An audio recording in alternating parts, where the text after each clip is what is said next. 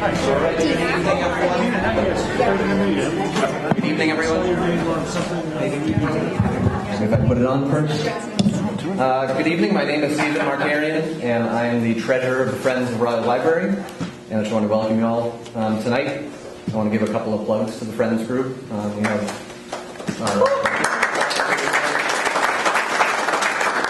have a big book sale this weekend, Saturday and Sunday. For members of the Friends group, you can come Friday night for first pick. So please stop by. And all right, so thank you for coming to CandidateNight, sponsored by the Friends of the Raleigh Library, and for willing to participate in town government. And also thank you for taking time out of your day, especially in people in uncontested races. It is important that citizens know the representatives, and this evening will be reported by Raleigh Community Media. You've all been previously instructed to prepare a statement, no longer than 3 minutes. I will introduce each candidate in order of appearance on the ballot. At this time, you can come up here and read your statement. If you approach 1 minute remaining, somebody has a card here. Pam has a card. And if you approach 30 seconds, 30 seconds, you'll have another one. Once every candidate who has prepared a statement has had a chance to read them, I will invite a question and answer session. And just a reminder, it's not a debate session, it's a question and answer session. I will call individuals with questions by hand, and please direct your question to a specific candidate. I'm going to bring the mic out to you, and the candidate can come up to answer the question, and the candidate will have a minute to respond. And again, thank you for coming, and let's get started. So the first race is for selectmen, and this is a contested race. First speaker, David C. Peterson, candidate for re-election. Come on in.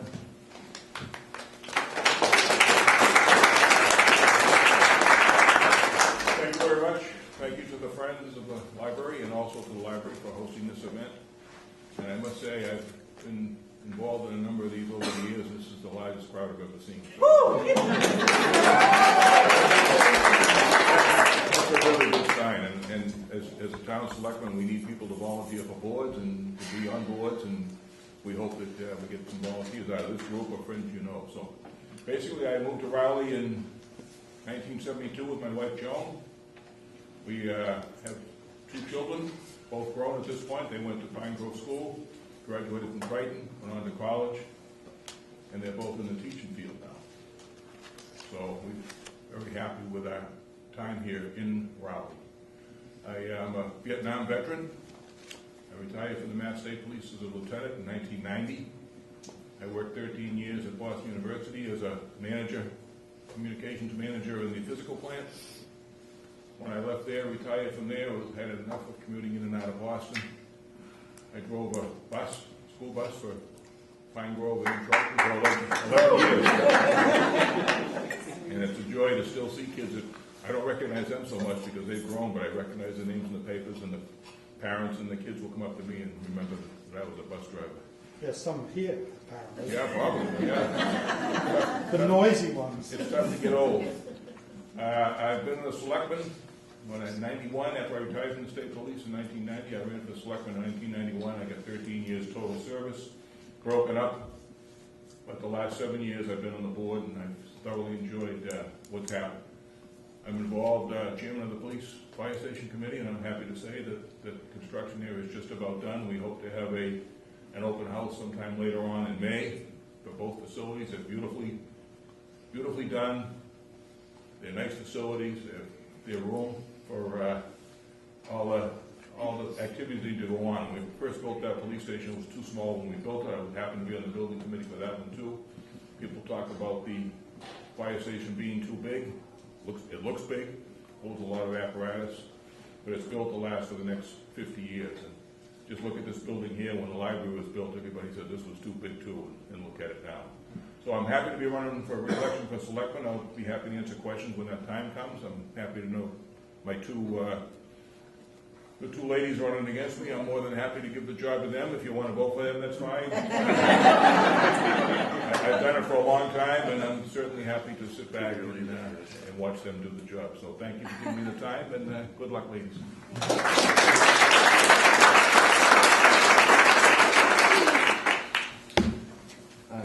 to mention 25 Newberry Road for yours. I'm sorry. Next up, Jennifer A. Haig from 179 Hillside. Thanks. Stephen, it's Jenna. I go by Jenna. So does it start right now? A little bit of liquid courage. It's just water. I moved here about 11 years ago from Seattle, where I moved out here with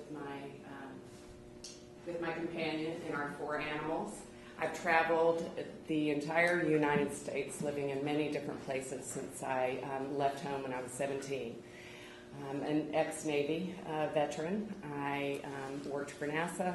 I worked for other government contracts throughout the years as mostly a project manager and an instructional designer and a trainer.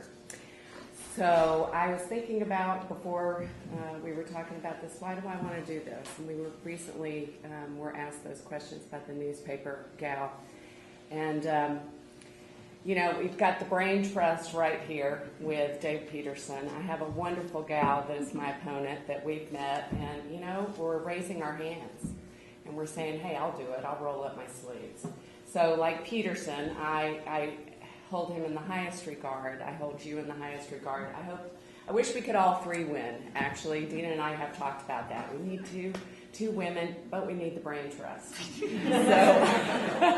we need the history, but I do think that we're all qualified because we have the desire, I think, to see something better for our community. So I hope you'll give me a chance, and I'll be happy to answer whatever questions, unless they're Bernie questions, and then I need an interpreter. So that I'll be able to answer whatever questions you have. Thanks so much.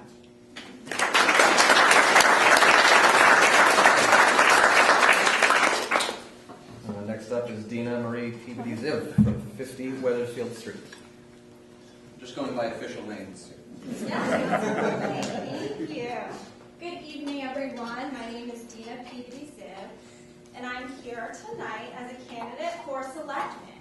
And you know, as Pam knows, usually I'm here with a bunch of second graders, right? So you're going to have to bear with me. This is a different audience. It's a whole different vibe, and I need to get accustomed to this forum. First, I do want to say thank you to the Friends of the Raleigh Public Library for putting their time and energy into coordinating this event.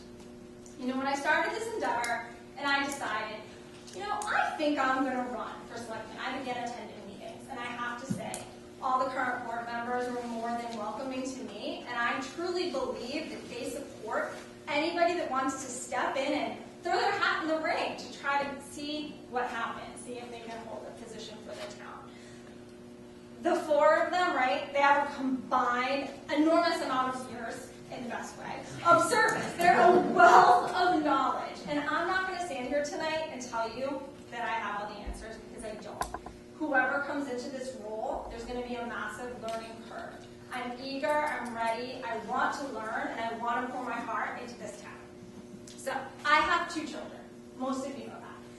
Starting in September, they're both, I can't believe it, it's going to be at Pine Grove School. The little one for only 4 days.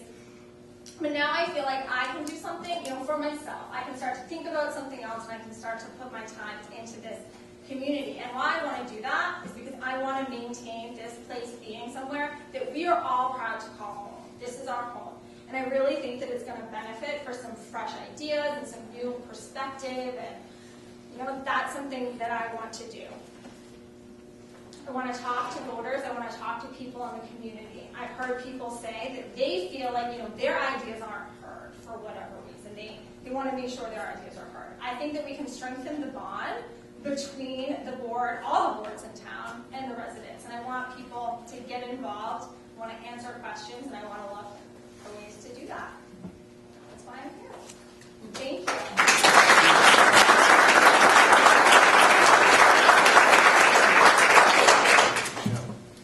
Next, who I believe is not here, is Richard C. McDonald from 52 Summer Street, for constable for 3 years, re-election. Here we go. Next up, I believe you're not here as well, Diane D'Angeli from 535 Haverhill Street for Board of Assessors, 3 years, re-election.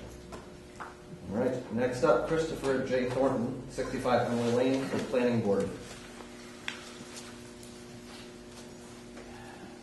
Good evening. This is a big crowding for this room. We've had some planning board meetings here. We haven't quite filled up like this.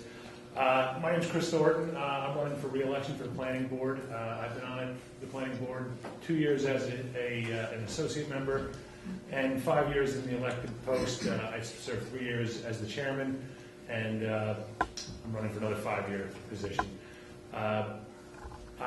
My background, I grew up in New Jersey, but I've been on the North Shore since about 1992. I have a background in, well, I'm an attorney now. I've worked as an attorney for 20 years. Prior to that, I worked as a land title examiner. So I have a lot of experience here in Essex County working on land issues, and I also work with clients representing lenders and buyers and sellers. I came to the planning board not for any particular reason. I don't have any clients that I represent before the board. I just feel as though I have a pretty good understanding of how these procedures work. I feel like I make sure that everyone comes before the board is given the opportunity for the due process they're entitled to. I like to make sure that everyone's given the opportunity to speak at these meetings, and that everything that they present is thoroughly vetted to make sure it's something that the town is something that we think would be appropriate for the town. And I feel like we've done a pretty fair job of it over the last few years, and we've also taken on some bigger initiatives that I think are intended to push the town in the right direction.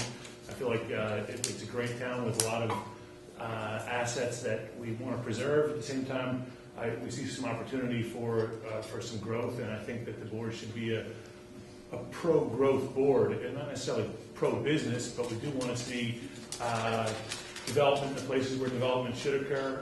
We are encouraging some rezoning that would allow for slightly different uses of some of the properties, and including the location out on Route 133 out by 95, where we're trying to see the zoning amended so that we can allow for a retail village.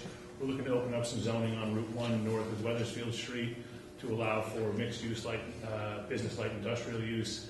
And I'd like to see the board continue in that direction so that we encourage development in the right locations, and that we can continue on the track that the town's currently on. So for that reason, I ask everyone to vote for another 5-year term. Thanks.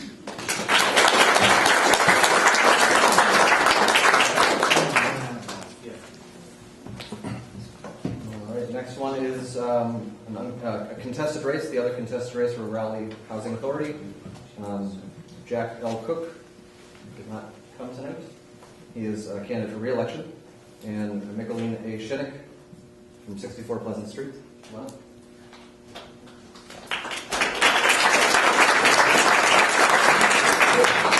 Hi, my name is Micheline, and I moved here from Salem, Mass. 4 years ago with my family.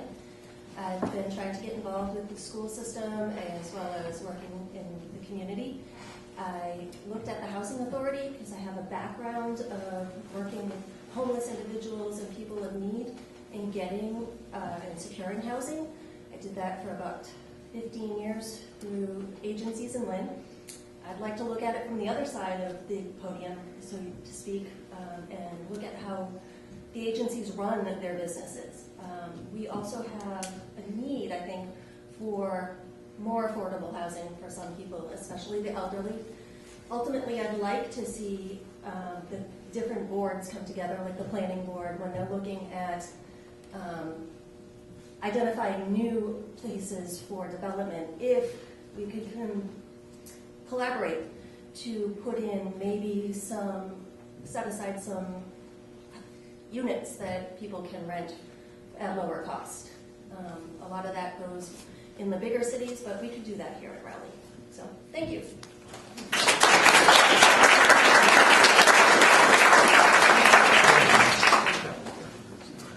Next up for Municipal Light Board, Mark A. Cousins.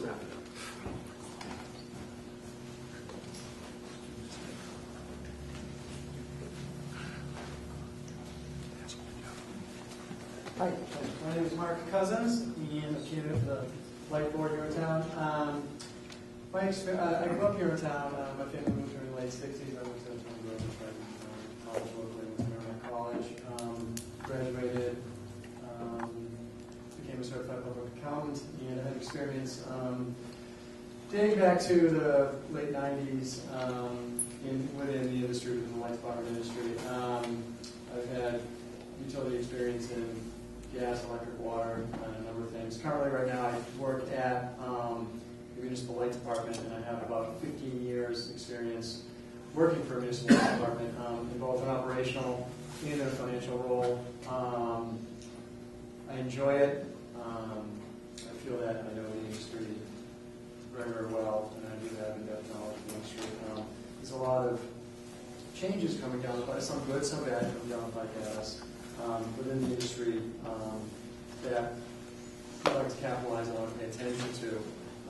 We could talk about this in depth at the commission meetings, but there's new technologies for distributed generation, things like that. With the latest is say battery storage. They have both utility grade batteries and home installations as well. And like I said, there's some interesting technologies that are coming at us. And so what we need to think about, I'd like to think about, is making sure they're right for the community here, making sure they're both right sized and right for the system that we have in the town. So I look forward to that, to helping out, and again, pitching in and letting my experience to the town. I think will give some value. Thank you.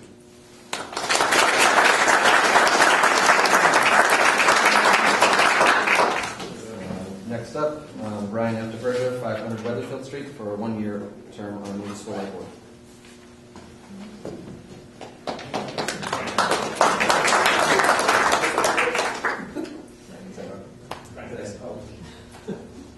Hello, Brian DeBerger. I've been on the light board here for a few months. I filled in the appointment for G. Robert Mary, who retired here earlier this year. So I'm honored to be a part of the light board as of January, February. Thank you to the library for hosting this event, and thank you to my friends and family for being here tonight. I kind of just ask a question, so it's like, I guess, what does it mean to be part of a municipal light town? And what does a MLP mean to you? So it means lots of different things. To a lot of people, it means just cheaper, reliable power, but there's really much more to that. It means the ability to know the power and the energy you use, find out where it comes from, how to best use it, and what generates it. It means people's power, because as a town, we own the light department. It is a utility that we as residents possess. It means striving for competitive rates and providing the best reliable service. And it means being able to walk over to the light department and meet, shake hands with the CEO, basically the general manager, which you can't really do at like Eversource or a large utility. So the other flexibility of actually being a part of the power in your town, and I think that's it's really important to me, and it's something having local, community oriented. It's very exciting to me. I've been in power generation for going on 15 plus years now. Straight out of college, mechanical engineer. Went to University of Central Florida. Moved here in town about 6 years ago, and I have a love for the environment and towards a cleaner energy future. I hope to promote energy conservation awareness in the town and work towards supporting emerging energy technologies and helping to maintain resiliency against power interruptions. I look forward to working on innovative ideas and handling energy market changes, supporting service programs including energy rebates and or incentive programs, helping people best get their power at an effective price. I want to connect with other town boards as well and departments, energy solutions to help manage both costs and environmental factors. So again, I hope that to be on board for many years, or at least up till the next election. So I've got an expired term to be on here for. So thank you for this time, and I look forward to answering your questions. Thank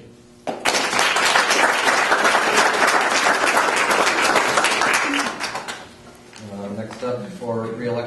Municipal Water Board, 3 years, Bernard J. Cohen of 283 Weathersfield Street. So I had a speech, but since nobody else has read a speech, I'm not going to either. So about 4 years ago, Bob Snow, one of the selectmen, called me up because he knew my wife, and we met socially, and said, can you go and observe the water board? And I'd spent 25 years as a management consultant and used to dealing with kind of some very nasty organizational situations. I soon learned that I hadn't seen all the nasty situations. Those of you who are familiar with the water board know that it had its ups and downs. Anyway, so I sat and observed the water board for almost a year. Noting, the kinds of interactions, the kinds of issues, and the general tenor of the way decisions were made. And there was room for improvement, let's say. And when Stu Dalzell decided to retire, he suggested that I run. And I did indeed run, and because there was such a demand for the position, I ran unopposed.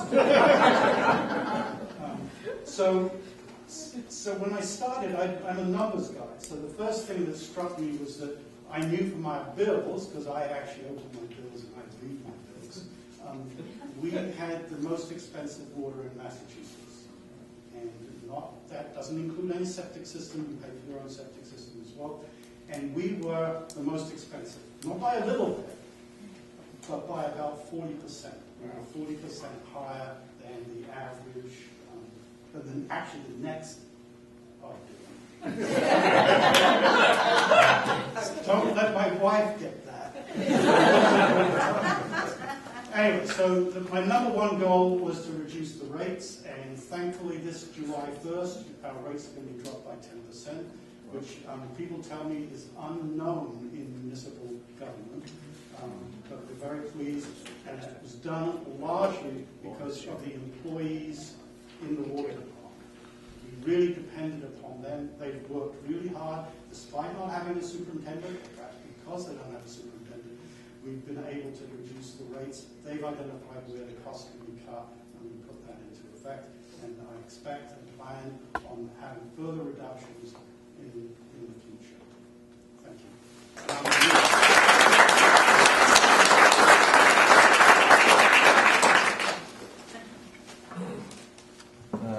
Next one is a vacancy. No one is running for Cemetery Commission for 3 years, so if anybody wants to, think about it. You can still be a write-in. Incumbents can't apply. Next up is Paul L. Lees of 71 Wilson Pond Lane for Shellfish Commission, 3 years re-election. So my name is Paul Lees. I get the opportunity to speak with you twice tonight. I'm so lucky. I'm here for re-election for Shellfish Commission and also for School Committee. The Shellfish Commission discussion might be a little bit light. The School Committee, I assure you, will be a little bit more serious. So I moved to Ipswich in 1971 with my family, dug a lot of clams in Ipswich. Moved in 1993 to Rowley with my wife. We've been on Wilson Pond Lane ever since. For 20 years, I bought my mess digger's license, and I would go out in Rowley, and I would dig, and I would come back with this. Now, I have 3 kids and in-laws that live with me. That's not very many clams. And I would go to the clammers at the landing, and I'd say, "Where are the clams in Rowley?" And they would go, Okay, so a seat opened up 3 years ago, and I decided, if you can't beat them, join them. If I get on the commission, I'll learn where the clams are. And so I have learned where the clams are. And if there are any questions,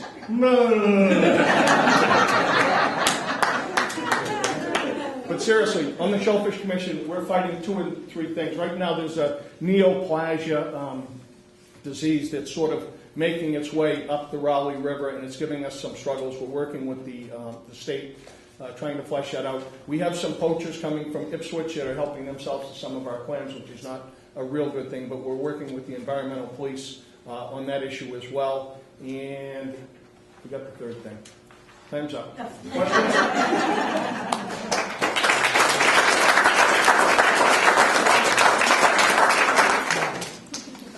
All right, next up for trustees for the library, 3 years for re-election is Thomas G. Blakeney, 89 Weathersfield Street.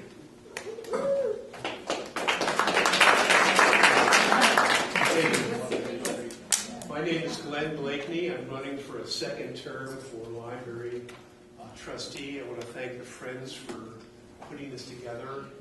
I want to thank all of you for coming here tonight. This is a real testament to your investment in this community and your interest in seeing things. Like I tell my kids in class, I teach math at a middle school in Lynn.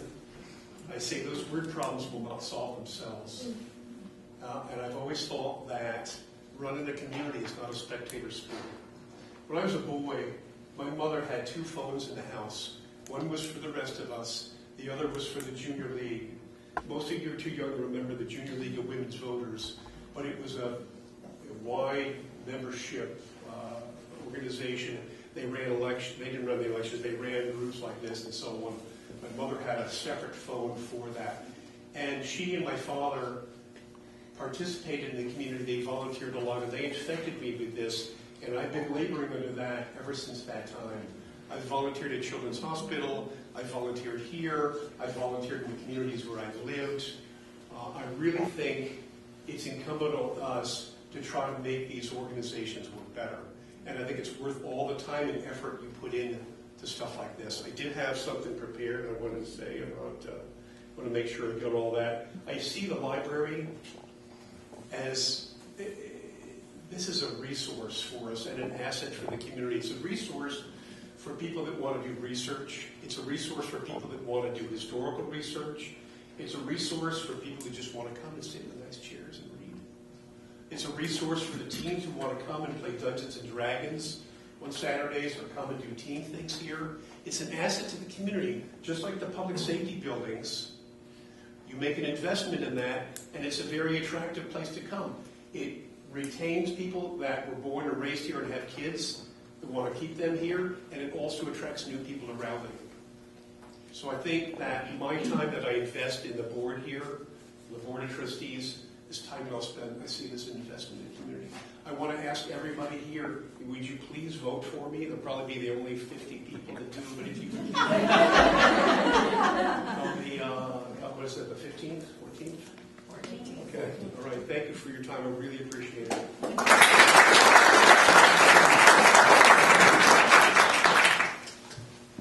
Next up for trustee for 3 years at the public library, Elizabeth G. Cohen from 283 Weathersfield Street.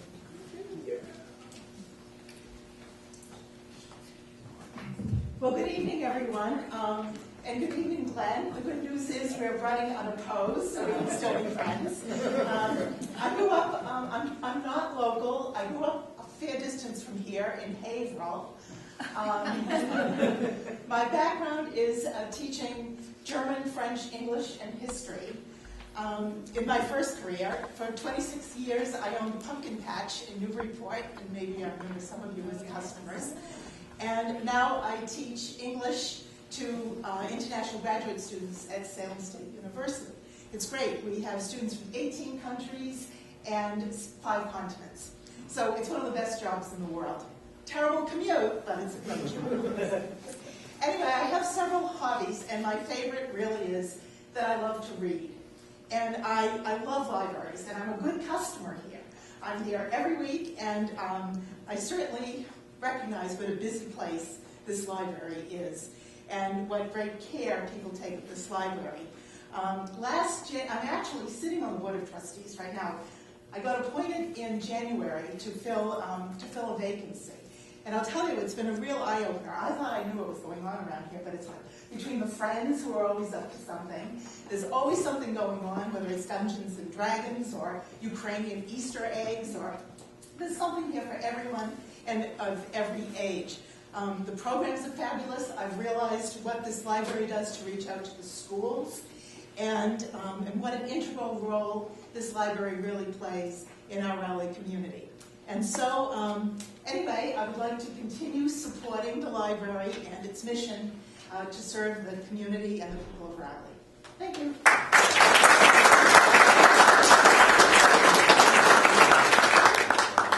And next up, not on the ballot, but a write-in, Karen Zimlak for library trustee for 3 years.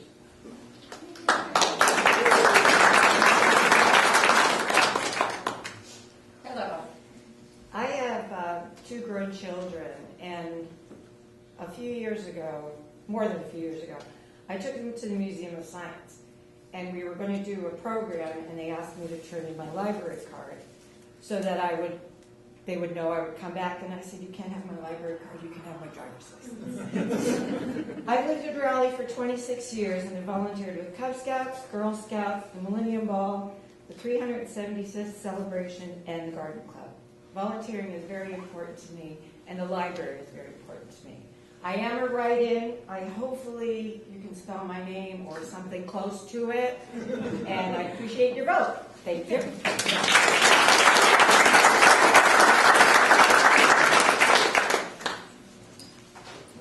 Absent tonight, I believe, it's Mary C. Gass from 38 Fenno Drive. She is running for trustee for the library for a 1-year unexpired term.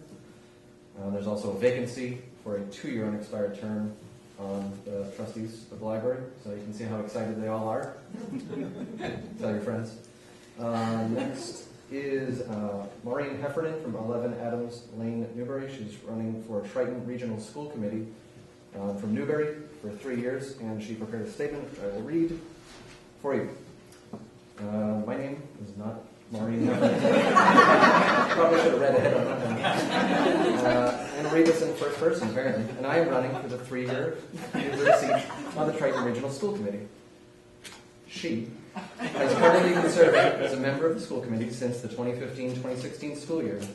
She apologizes for not being able to be here tonight, but she's attending a roundtable discussion this evening hosted by Senator DeZoglio with Senator Jason Lewis, chair of the legislature's Joint Committee on Education.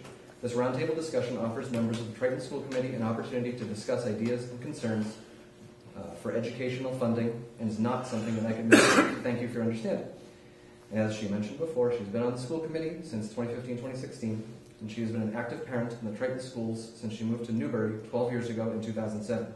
During the last 12 years, she served as president of the NES PTA, been a member of the school council at NES, Triton Middle School, and Triton High School. She has 3 children that attend or have attended the Triton schools.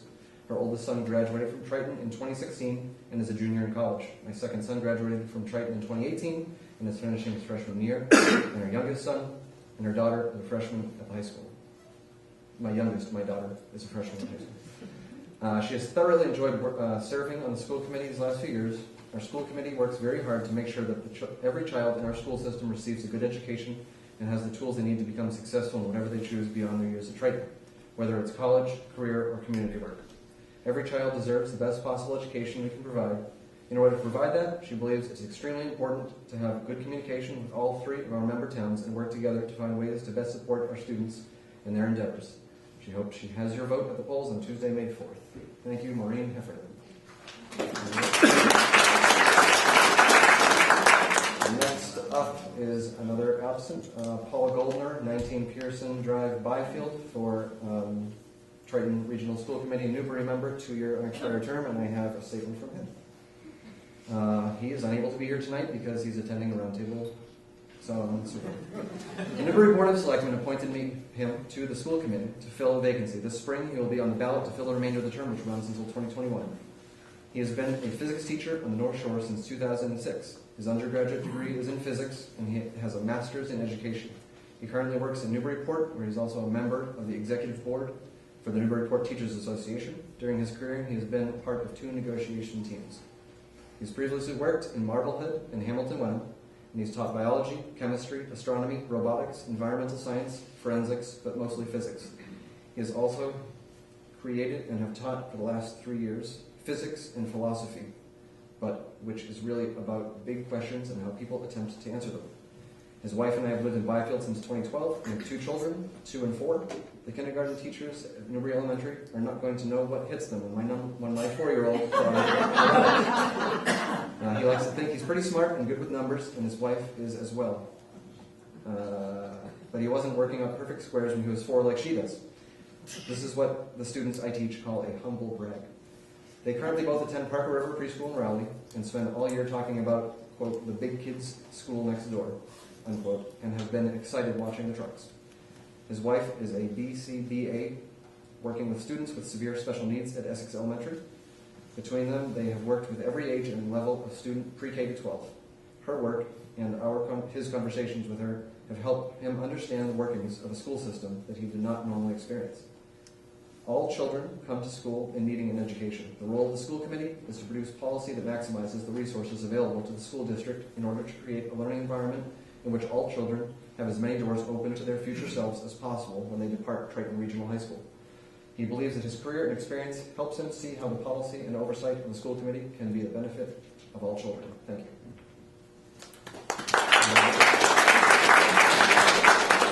And next up to break up all my talking is Paul Lees again from 71 Wilson Palm Lane for Triton School Committee, Rally member, 3 years, for re-election. So I'm still Paul Lees. And so I'm asking you to vote for me for school committee re-election. This is my 4th term. I began in 2010. I've got, my wife and Jackie and I have 3 children, 2 of which have gone through the system at Triton. One is at South Carolina, her 3rd year. She's studying accounting. My second daughter is at Hofstra. She's a 1st year. She's on a bio pre-med track. So I want to talk about why I got on the school committee in the beginning. I had been a parent volunteer at Pine Grove and did as long as you can until 4th grade, and then they kick you off and say, Dad, don't come anymore. And then I went to Ferry Beach 3 times, twice with my first daughter as a parent volunteer. The 3rd time I had no child there, but I met a young man at about 2 in the morning who had a significant intestinal issue going on, and the Lysol was on the other side of him in the bathroom. That was my last year at Ferry Beach.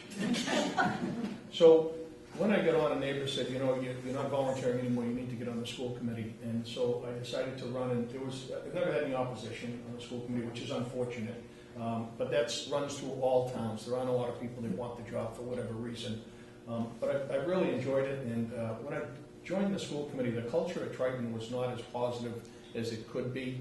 With school choice, in and out, the numbers were kind of significant with kids choicing out of the district as opposed to choicing into the district. And I'm happy to say since 2010 until 2017, those numbers changed dramatically. So more children were staying in district and more children were coming in district.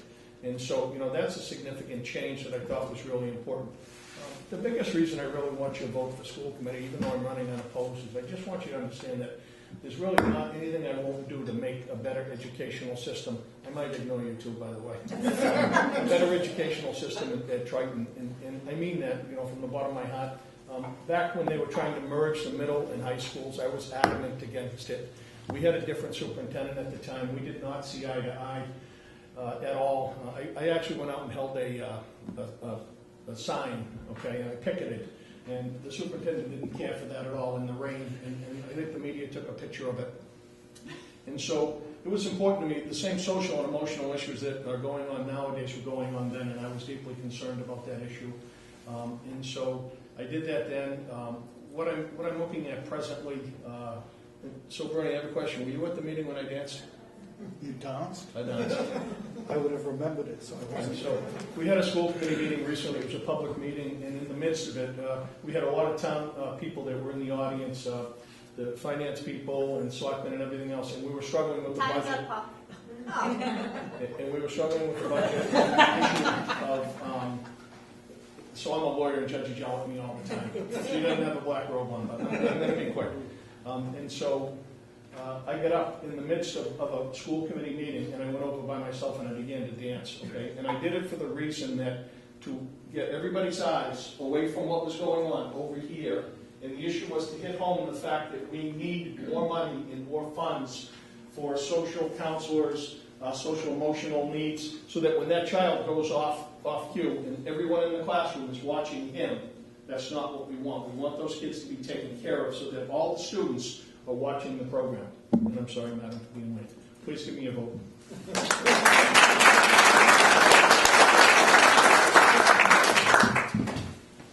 Next up, Erin D. Berger from 117 Ferry Road in Salisbury for Triton Regional Snow Committee, Salisbury, 3 years. I have a statement from her. Good evening. Her name. Look at that, in the event that this is being read by someone else. She is sorry that she could not attend tonight's meeting. Her oldest son is performing in the district stage band at the Newbury Elementary concert.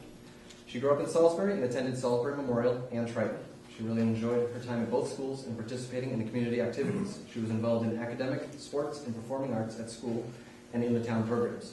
She now has 2 boys that go to Salisbury Elementary School. One is in 5th grade and the other is in 4th. Both boys love school. They play town sports and they are involved in academic and music at school. She wants to make sure that they continue to enjoy their time in the district and that they have the same opportunities available to them that she had when she was growing up. She's decided to run for school committee to help give them and the towns a voice in the decisions that we make for schools. A successful school and its programs will help keep families in the district happy and encourage new families to move in to support our towns and programs. She hopes that we can continue to support our kids. And lastly is Deborah A. Choate from 9 Lions Way, Salisbury. She's running for school committee, Salisbury, for 1-year unexpired term for re-election. And I have a statement from her. She appreciates being able to have her statement read tonight, and I thank Pam Jacobson for organizing this event on behalf of the early voters. She was first elected to the Triton Regional School Committee in May 2004. Since then, she has served as chair, vice chair, and secretary of the committee and on the following subcommittees: policy, personnel, and negotiations, and finance, where she's currently the chair. Prior to being elected, she was a member of the Triton Music Parents Organization, coordinator of the Triton Safe Home Project, member of the PTA, and on both the Salisbury Elementary School and Triton Middle School councils. Her daughter was a Triton student from preschool through high school graduation. That gave her the opportunity to see, quote, the big picture of how successfully Triton prepares students for their life after high school. Over the last 15 years, there have been a variety of challenges and many successes involving academics, social issues, sports, and providing the money to give our students the education they deserve and one that will prepare them to be the future of our towns. She's not here tonight because there is a meeting being held in Salisbury to discuss the very serious lack of adequate and responsible funding coming from the state. Elected/appointed municipal officials, school administrators and committees, state representatives and senators, and union representatives will be attending. The situation for our schools is so dire that she makes the decision to be there. We need to convince the state to provide funding to alleviate the unfair burden being placed on our towns. In order for our schools to make forward progress, it is important for all stakeholders to have two-way communication. Regardless of which town school committee members live in, we represent all students and are ready to work with residents of Newbury, Rowley, and Salisbury. Please know that you can reach out to any one of them. Remember to vote on May 14th. Thank you, Debbie Church.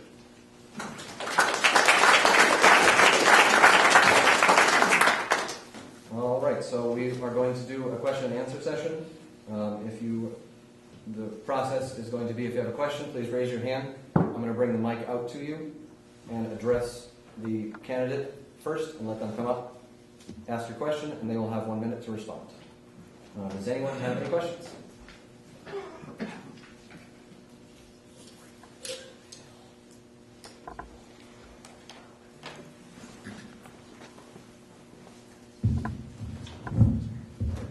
Hi, Phil Town, Bennett Hill Road. Is it possible to ask a question that would be to all the candidates running for a contested position? Yes. Yeah, that's fine. Okay. Just wanted to clarify that. Thanks. They get 20 seconds apiece.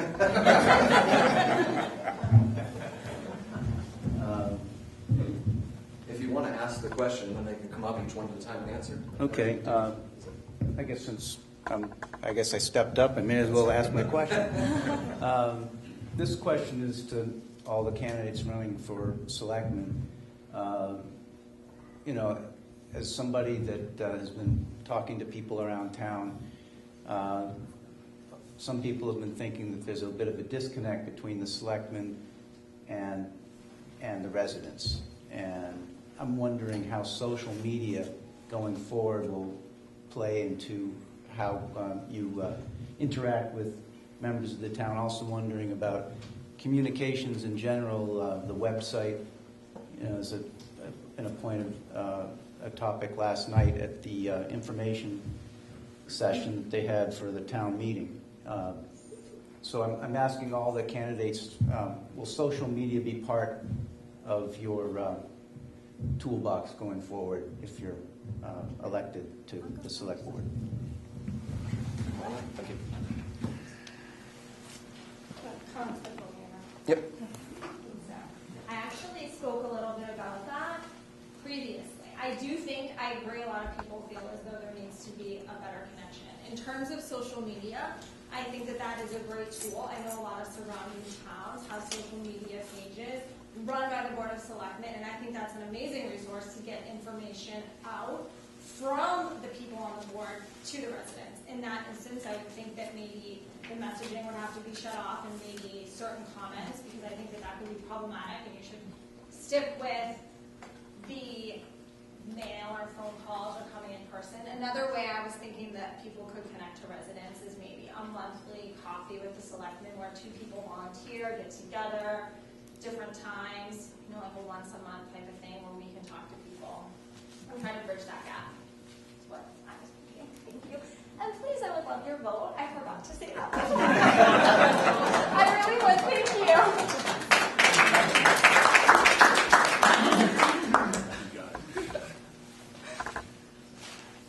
I'm the older generation, and social media performs some wonderful things, but it also leads to a lot of real garbage that we read on social media.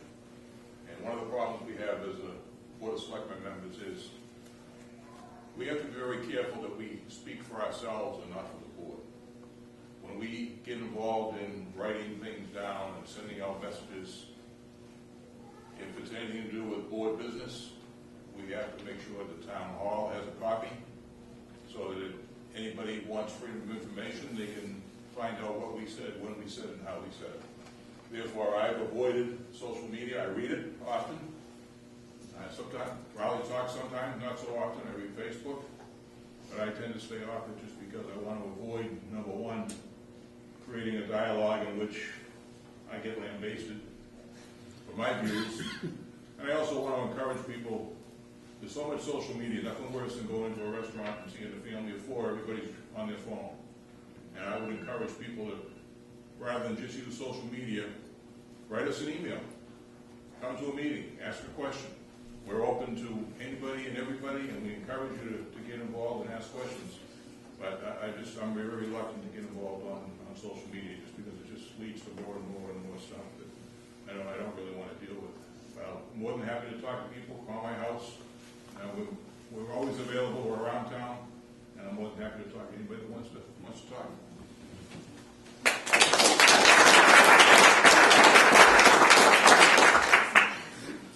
So with all due respect, I have to completely disagree with the esteemed gentleman there. I think social media is fabulous. I think a perfect example of that is what we've seen over the last year and a half with Raleigh Talks. And on the other hand, you have Raleigh Rants. But both sides are getting their information across, whether it's a little angry or whatnot. It has, to me, been a large part of bringing this community together and educating people on different things that are going on in the community. And I think it's also a source of help and assistance and support for our community as well. So I think that there's a place in it. And I think moving forward with the selectmen, I think that we can find a way where we can communicate both back and forth using social media, because I love the idea that we could go back in time and just not have to deal with some of that stuff and do it more on a personal level, but it is what it is. Change is coming, and that's how it is. That's how we operate today. So we need to move forward, and I can't stand that thing.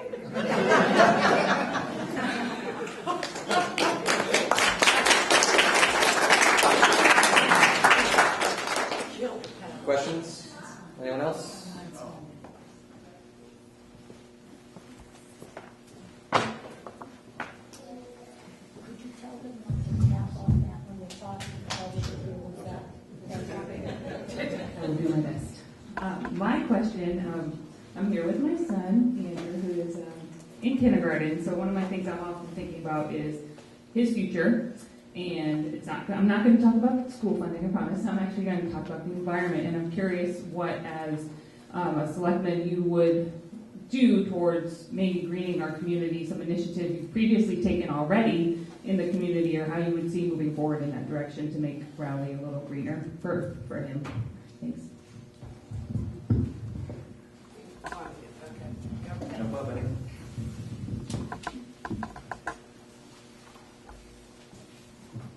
We've just agreed, one of the last meetings we had was the Green Communities Act, which we're going to get involved in for improving. I think there's a couple of volunteers might be here tonight that want to get involved in helping to green Rowley. I'm sorry to say that as a long-time recycler, my wife and I have recycled ever since we've been in town, that the recycling center fell apart. A number of issues. Number one, the site didn't belong to us. Wow. The site didn't belong to us. Wasn't it not enough time? We just want to be here all night, but Okay. people think they need I'll more try to than a make it minute. short, So but I think the it's question 90, how about 90 the seconds? biggest issue these days seems to be the recycling center and the lack of same. And the site was not owned by us. We were unable to secure it during the week. During the week, people were filling the bins with trash, non-recyclable goods, just throwing stuff on the ground. We tried to man it during the weekends. People were coming in with cardboard boxes. Cardboards are a very recyclable thing. But do you think people would take the time to fold the boxes up so the bins wouldn't get full? No, there was boxes that held refrigerators and washing machines and cabinets that were not folded, just thrown in the bin. It took up half the space. So on top of that, when the JRM, who was our recycling, and it doesn't matter whether it's JRM or Mellow, they vastly increased the costs.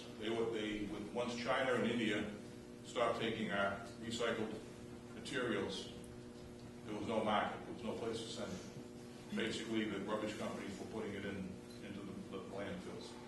So with that being said, they vastly increased our bills. We did not have enough money to continue to run the center, so we shut it down and asked people if they wanted to recycle to take it over to Mellows or do something else with it that would do the recycling. As it is now, I bring my newspapers and magazines down to the Boy Scouts every other month and give them the recycling for the paper, newspaper goods.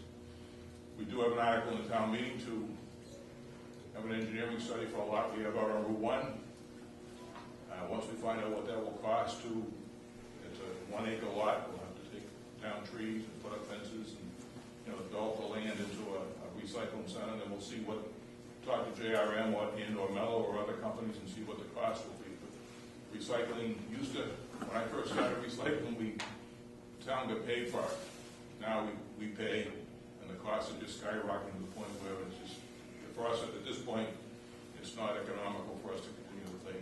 Once we get the new costs, we'll take a look at it and let the taxpayers decide if they want to appropriate the money to reopen this recycling center on a new secure site. And the security is the biggest thing because people just dump everything in the world in there. And we have to sort through it. And if the stuff isn't clean, if it isn't sorted correctly, then the recycling company doesn't want it. They want us to do the work, which means you have to do the work when you recycle. People got lazy. People got just a shortcut of ways to get rid of their trash, and that's why we had to shut it down along with the fact that the costs got so high. We just didn't have funds to do it. And as we all know, with look at the schools looking for funds, and everywhere we look, town departments and agencies are looking for more money. We have to make our judgment, our decisions, and once we get to the figures, we'll let the townspeople decide how they want to divide the money.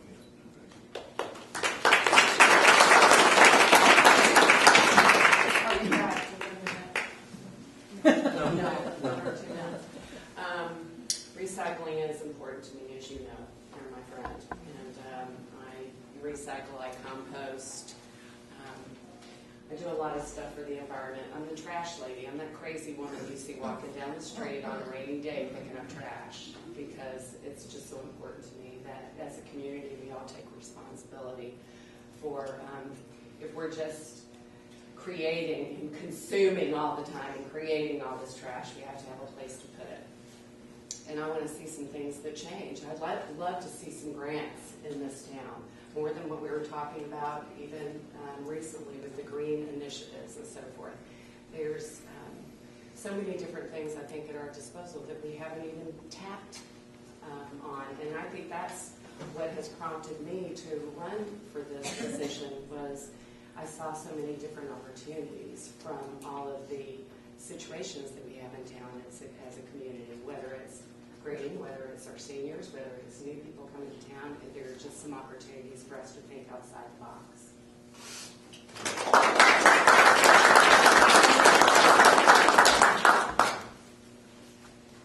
So I love this question.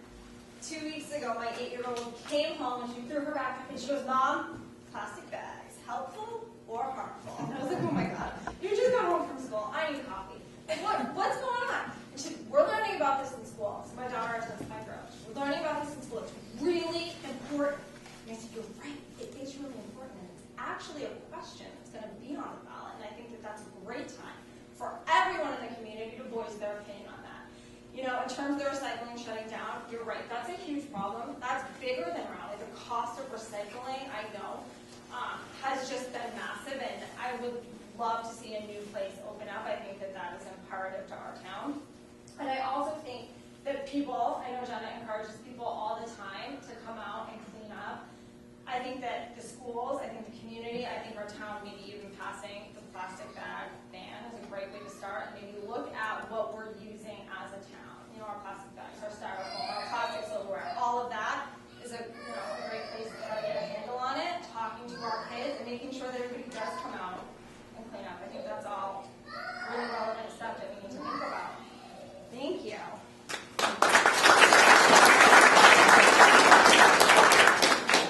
As a reminder, please try to answer the actual question and not go on a tangent. We're going to end at 8:30 tonight, which gives still 25 minutes.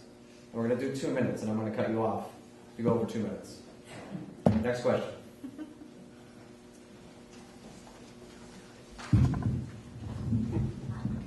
Hi, my name is Jill from Homestead Lane. My question for the selectmen positions, so all three of you, would be great to think about this. On the website,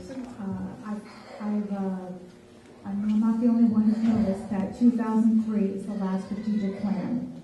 And I have attended the BOS meeting, not this last one, the time before, during the open comment, just to make that statement that with the plan that's on the books for 2003, the projection for that plan is a 5-year. It expired in 2008. And I have talked to the town administrator. They seem to be interested in looking to the future. I talked to Kirk at the planning board, and he explained to me there is not a need really to seemingly actively do other things because they're with searching out business, because they are hit all the time with people proposing things, and there's not really anyone in charge of looking at the direction of the town. We are in a response to anyone that's wanting to come knock at the doors. The planning board is working on the rezoning, and as they rezone, we bring in other things. But I would really like to see us think about our future, to look and find creative ways so that we are not Raleigh marijuana hub. Thank you.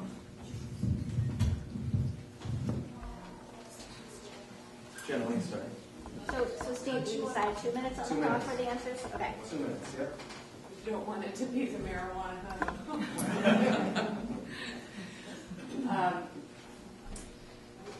Something that's really important to me, I pulled a report recently. It was the Merrimack Planning Commission had put together this report in conjunction with the various towns in the Merrimack Valley, Raleigh being one of them, Kirk.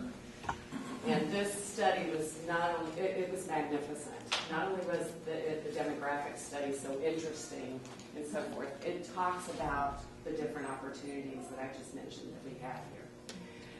We have a lot of, me being in real estate, I'm going to look at things from that perspective, okay? I see some great opportunities here in this town, and to help offset some of these tax burdens that we have. I think that we have other opportunities in town as far as affordable housing. Like everybody talks, whenever you say affordable housing, people freak out and they're like, oh my God, not them. You don't realize it's your police, it's your firemen, it's your, it's those folks. We need to be able to be a community where folks can move here affordably and where seniors can downsize to. And I'll get more into it, but I only get 2 minutes and I just got my 30 seconds. So. And I've lost my seat. Okay. That's my new boss. Yes, you took her seat. Yeah, we did a strategic plan a number of years ago as the lady, whoever it was, that brought this lovely stuff. And we've implemented a great deal of it. There are other parts that are difficult to implement. To keep it updated, it's very time consuming, very expensive. We hire consultants to help us with collecting the data, and all the other things. The planning board's involved, the board of selectmen was involved, conservation, open space. Open space was one of the areas where we did a lot of work on, and at that time we bought a variety of pieces of land using CPC money. So it's something that we look at, but I put in many, many hours a week on the board of selectmen, over and above going to meetings. We all do. Other board members, everybody that volunteer.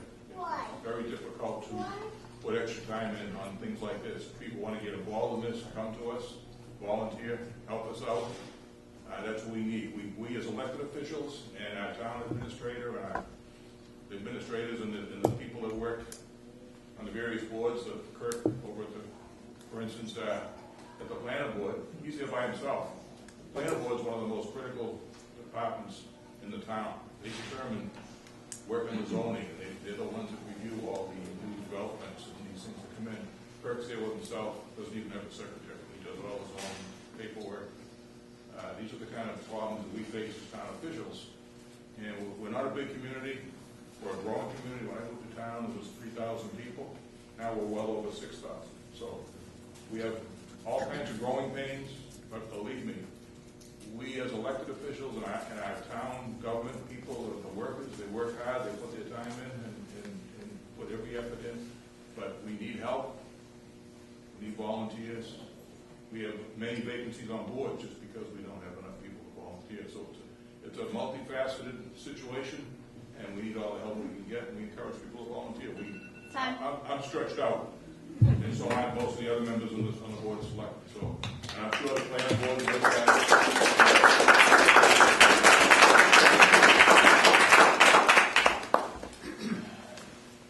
So I'm going to be quick. I agree. I don't want this to become the marijuana hub of the state. I absolutely don't. And you know what? I understand that people do need to work together to get that planning done. That seems like it's kind of overdue, in my opinion. And aside from saying that, there's not much else I can comment. Besides that, we need to figure it out together. Get it done. That's it. So could someone ask a marijuana question just so we can put that on the table? I'm sure that's on everybody's mind. Anyone else? Questions for any other candidates? Yeah, hi, I'm Terry Davidson. I live on Glen Street. This is sort of a segue to that question and to your responses. I mean, I think, there's a specific number of positions for select board. But what are your ideas for involving the rest of the community? Because I think this is a good start, but how specifically can you get people involved so you're not the only ones trying to solve the problems? How can you fill other committees? Do you have ideas for new committees? So I'd just like to hear, how you, will really get, as full community involvement as you can. So it's not just the burden is not just on your shoulders to change this town. Sure, I'll start. So I think a great way to start that is maybe if we could encourage more people to attend the selectmen meetings, more people on other boards should attend selectmen meetings. I think that really the best way to do it is we need to just rally and other people need to step up. People here, if you're not involved, you're involved enough to come here tonight. Consider putting the work in, consider stepping up. That's really all I can say. I hope to encourage people. I, surely I'm probably, have the least experience by far of the people, but I'm still, I'm putting my neck out. I'm trying, and I hope other people will too. That's it.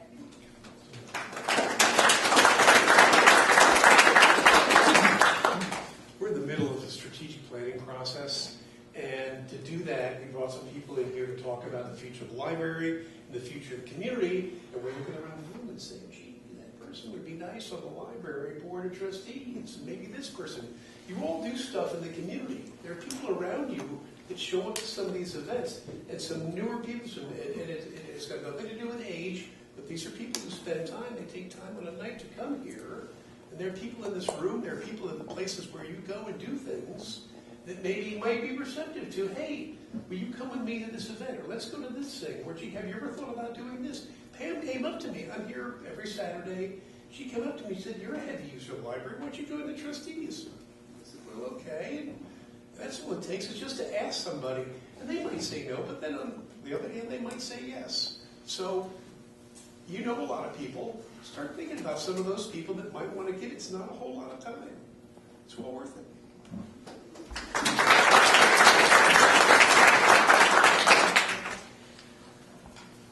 So I've given that a lot of thought. Good question, Terry. I think one of the biggest things is that we just, or what's needed in my eyes, is that we need like an injection of enthusiasm in town, attraction rather than promotion. I have spent, how much volunteer work I do in this community. I volunteer for the seniors, I volunteer for open space, I volunteer to drive for NEAT. I do many things. I go to the Grange, even when I don't feel like it sometimes, to have dinner because I know that it's a wealth of history there. I think if we can try to garner that enthusiasm and that interest in what's going on so that people aren't just the armchair quarterbacks every day sitting back and, take the trash thing, for instance. Look how many people came out and did the trash thing. I mean, it starts with one person doing it and then another person taking it on and then maybe that person doing it. But if you... I used to do that as a trainer. I would sit in the back and I would tell people, cut it off, and I hate it. But that's pretty much all I wanted to say is that I think it's incumbent upon all of us to get that enthusiasm, to instill that in our community and make some changes.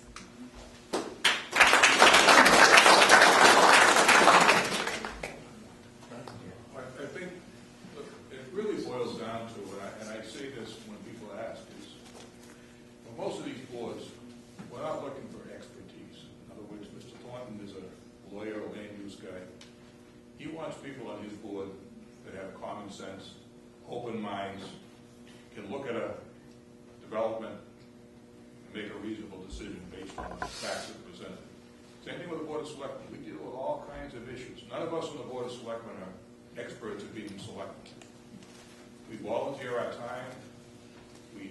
For the most part, we are impartial and we try to make the best decision that we feel is right for the town. It's hard to get volunteers. Last year, when the Cemetery Commission had died, I volunteered to run for that position at the last election. I'm still Cemetery Commissioner. Not because I know anything about cemeteries, I know nothing about cemeteries, but someone needed to fill the position. We have a vacancy on that board right now. Nobody's running for it. Kathy and I are going to be the only two commissioners that are trying to work on that. We have other board library, simple thing like the library board, which is no expertise is required. They just want active people. There's two vacancies are not being filled. We don't need experts. We need good common sense people that are willing to put a little bit of time in. Yeah, some committees are a lot more time consuming than others. Selectmen, I'm very busy. I probably put in 10 or 15 hours a week over and above the meeting. But planning board's another board where you get very involved, a lot of homework involved in that. But there's other committees that, in situations that just be at the meeting, do a little bit of homework, common sense, keep your eyes and ears open, and use your heads. And that's all we're looking for. But if we don't get volunteers, things are going to fall to the wayside. And if you want to just sit back, and one of my complaints about some of the social media sites is people are quick. get on and complain. But I don't see those people stepping up and for the most part, trying to help out or correct the situation.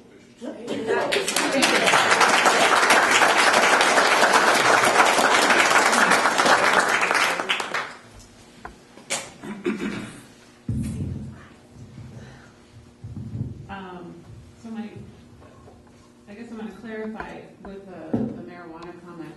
I believe they're only allowed 20% of the number of liquor stores. So if we have, how many, 2 in town? So I'm wondering how many are actually allowed in the town. Full disclosure, I'm a former state trooper working in the cannabis industry on the security side. And there's a lot intense security and regulations in regards to this. So just to calm people's nerves, I don't think that we, by law, can be the marijuana hub. I think we're very limited to the number of sites that we of money.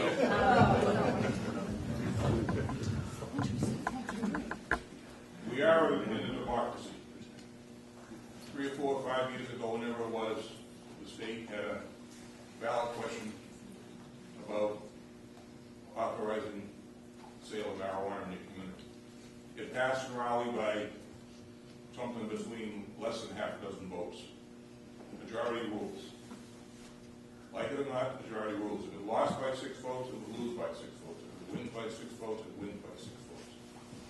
The town really has then went ahead and set up districts, and every city and town in the Commonwealth really has to set up a district where marijuana can be sold. Raleigh did that. They passed a bylaw setting up retail districts where it can be sold. We then started getting some applications for people that want to sell medical marijuana. Ultimately, those same establishments want to sell recreational marijuana to adults. Board of Selectmen's role is to sort of an agreement. Planning board, they have to go before the planning board. The planning board goes through the applications, and basically when they apply, they're authorized to come into town. There's currently 4 applications for marijuana sale. They're all on Route 1 out in the business district. None of them have yet been licensed by the state.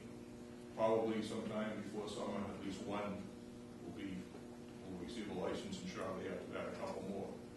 My guess is, you talk about liquor stores. If you go by a liquor store, there's all kinds of neon lights, fancy signs, selling beer, or whatever. Marijuana distribution points, and I'm not necessarily in favor of marijuana, but they are not allowed to advertise. They're very indisciplined. When they're out there, unless you know it's there, you won't know it's there. It'll just be a storefront with, like the lady said, just, if you don't mind, I'll continue for another minute. They have all kinds of security, not allowed to use this stuff on the site.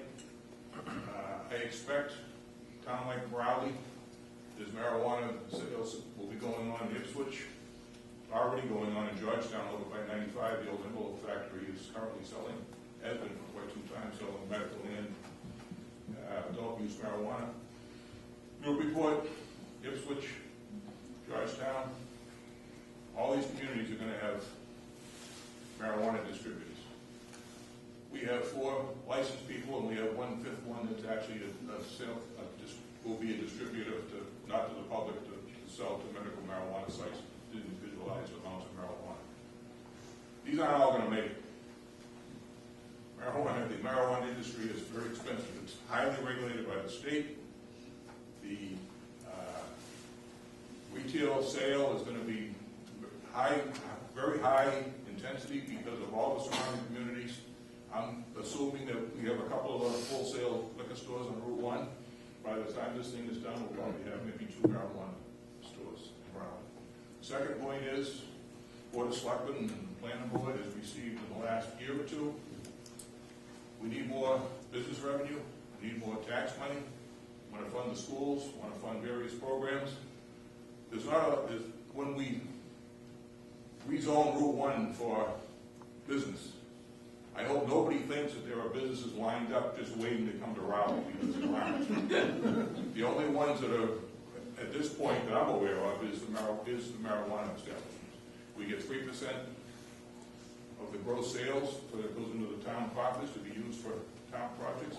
It's our one source of new revenue, and you may not like it, but we sell beer and wine, sell alcohol.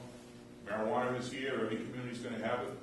And my attitude personally is, and I don't speak for any other members of the board, my attitude is that if people are going to buy marijuana, and they're going to buy it in Georgetown, Ipswich, Newburyport, Newbury,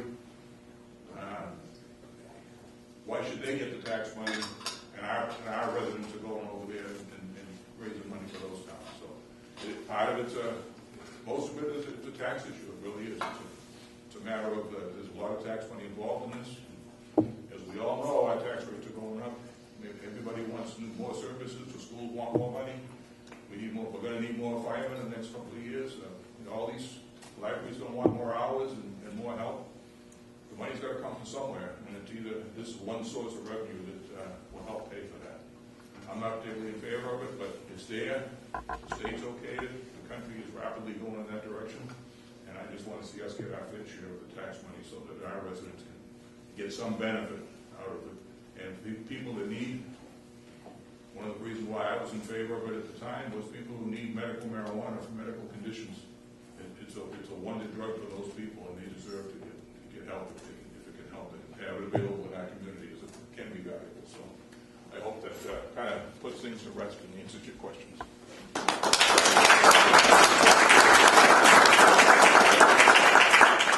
We probably have time for another one of those types of questions, but one.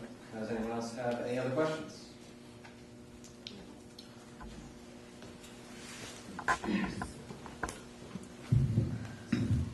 My name is Sonia, and I live at 61 Boxwood Road. I don't know if I'm saying your name addresses, but just did. I guess my question is for any of the candidates that feel they have something to say in the matter of what we could do to attract more business in the business that we all want to the community. Target.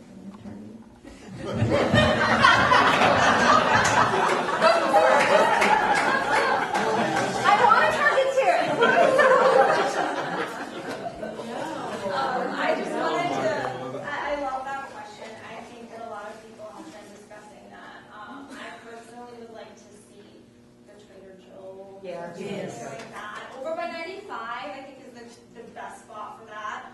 You know, I have a lot to learn in terms of those regulations. However, I think that what needs to come, I feel like a lot of small businesses open and shut. You see a lot of like convenience stores that are open and going out of business and stuff like that. You know, I think maybe if you could get someone in here that really could be successful for our community, draw a lot of shoppers, and I think that would be a great place to start in terms of that. Thank you for that question.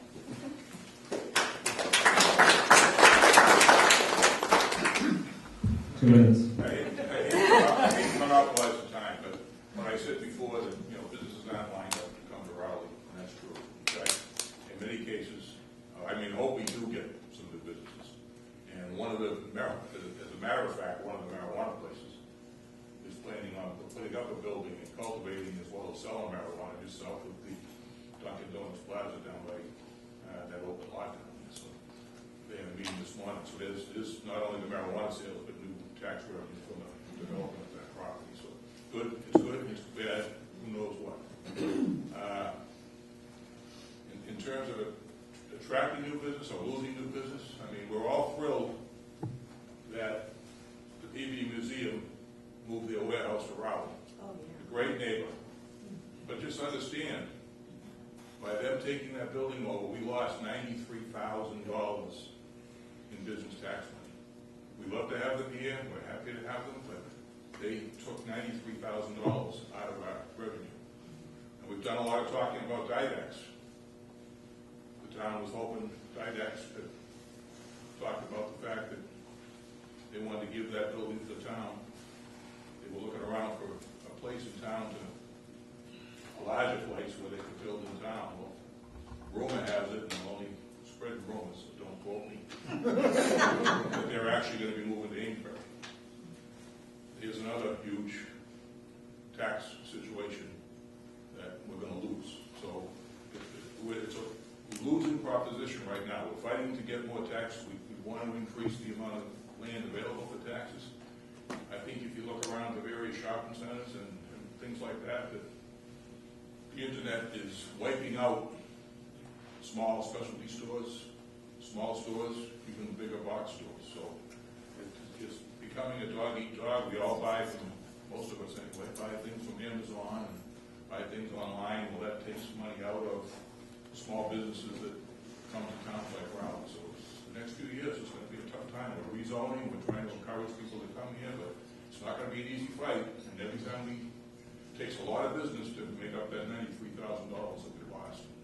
People in New Zealand came here. So keep in mind that we're doing the best we can, but there are no magic formulas, and it's a tough world out there these days.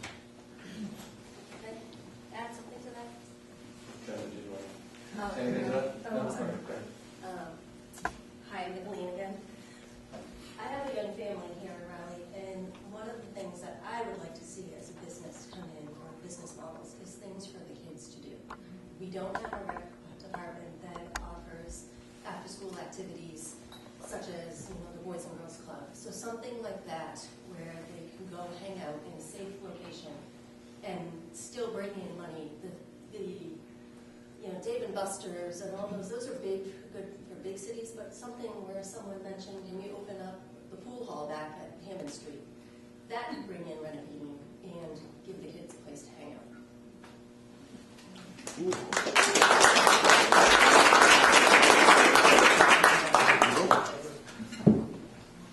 Anybody has a minute-long question? Not for the selectmen or anyone else. All right, well, I thank you everybody for coming, especially the candidates. Can we have a round of applause for all the candidates that came?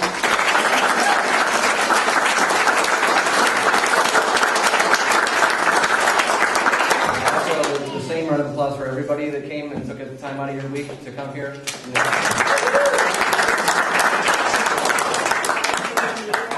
And we also thank Raleigh Media for filming, and this is going to be available online hopefully by tomorrow and on the Raleigh channel. So tell people about it, and everyone will know all your people. And good luck at the polls.